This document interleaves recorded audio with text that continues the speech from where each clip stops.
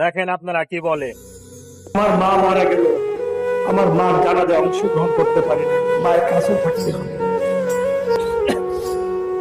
এই জুলুম অত্যাচার অবিচার সহ্য করার পরও এখন জামাত ইসলামের অত্যাচার অবিচার নির্যাতন এখন সহ্য করতে হচ্ছে।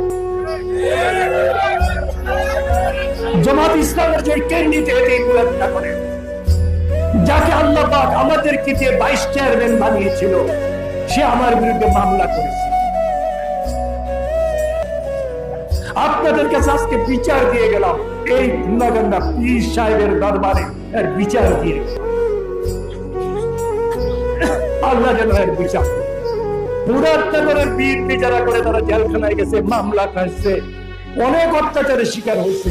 মুরাদনগরের জামাত ইসলাম কিন্তু এই অত্যাচারের শিকার হয়, ব্যালেন্স মেনটেন করেছে তারা।